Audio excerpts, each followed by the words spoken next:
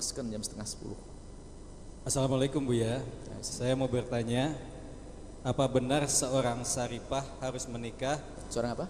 Saripah harus menikah dengan seseorang yang masih keturunan dari Nabi Muhammad. Baik. Lalu apakah jika sang ayah merestui seorang saripah menikah dengan laki-laki yang bukan dari keturunan Nabi, apakah ayah dan anak ini tidak akan bertemu di akhirat karena darahnya sudah terputus? Baik. Pertama adalah masalah hukum kafaah. Kafaah itu keseimbangan, kesesuaian. Dan kafaah ini sebelum kita bicara tentang syariat Islam atau fikih, kafaah itu disepakati oleh orang yang berakal semua. Zaman dulu itu biasanya raja itu besananya sama raja, menteri dengan menteri. Orang kaya itu sudah kafaah, itu kesepakatan orang berakal. Dan kafaah itu adalah dimiliki oleh kaum wanita. Maksudnya apa? Yang punya anak gadis dia berhak mempertahankan kemuliaan di dalam keluarganya. Haknya dia. Itu kafaah secara umum. Kemudian nanti dibahas masalah kafaah agama disepakati. Kalau Anda punya anak sebagai seorang muslimah, ya jangan dinikahkan kepada orang yang tidak beragama Islam. Itu kafaah. Karena yang tidak beragama Islam tidak satu kufu, tidak setaraf. Kemudian ada kafaah fin nasab, dalam urusan nasab. Misalnya syarifah. Keturunan baginda Nabi adalah Quraisyiyah, Hashimiyah.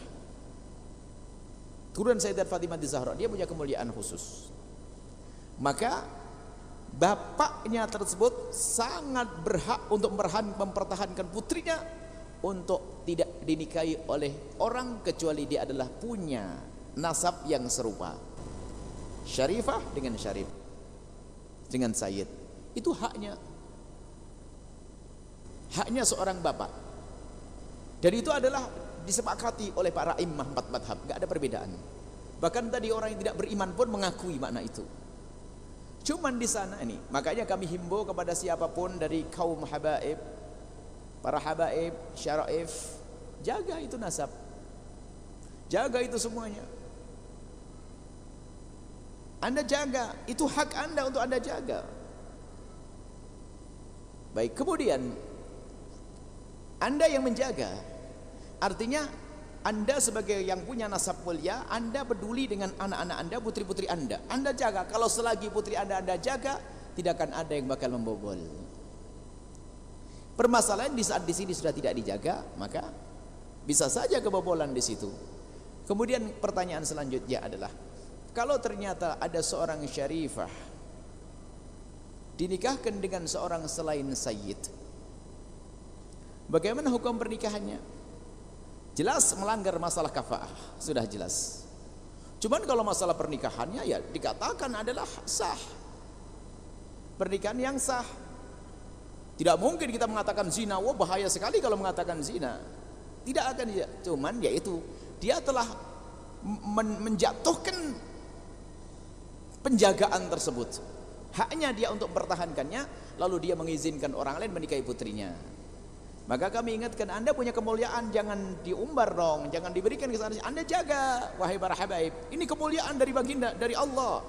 Nasab nggak bisa dicari-cari. Orang keliling dunia nyari nasab nggak bisa. Anda jaga, putri Anda jaga.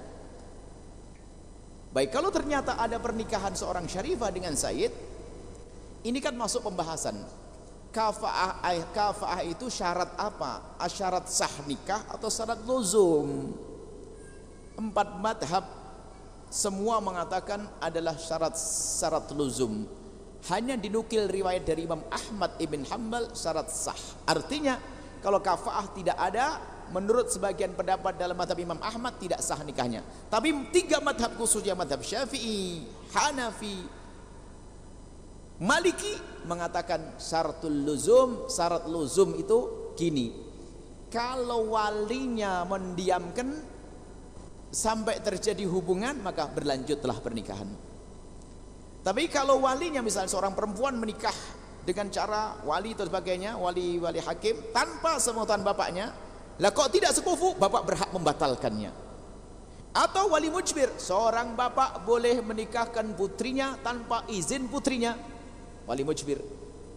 Contohnya seorang sayyid habib menikahkan putrinya dengan orang yang bukan sayyid, maka sang putri boleh menuntut untuk menggagalkan pernikahan.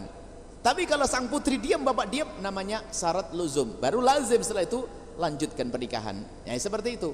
Kalau masalah nasab tidak sama, memang dari dasarnya nasab tidak diambil dari seorang perempuan. Seorang syarifah dia punya nasab kepada baginda Nabi, nasab mulia. Tapi kalau dia punya keturunan, nasabnya ikut suaminya. Jadi dari sini memang tidak ada nasab melalui perempuan. Adapun seorang syarifah tersebut sampai kapanpun dia adalah cucu baginda Nabi yang harus kita hormati, kita muliakan. Biarpun dia telah menikah dengan seorang selain sayyid, dia tetap syarifah. Kalau kita meremehkan dia, oh kita meremehkan cucu Nabi. Seperti itu kasusnya. Semoga Allah memuliakan kita kelak di surga bersama baginda Nabi Muhammad sallallahu alaihi wasallam. Wallahu a'lam bissawab.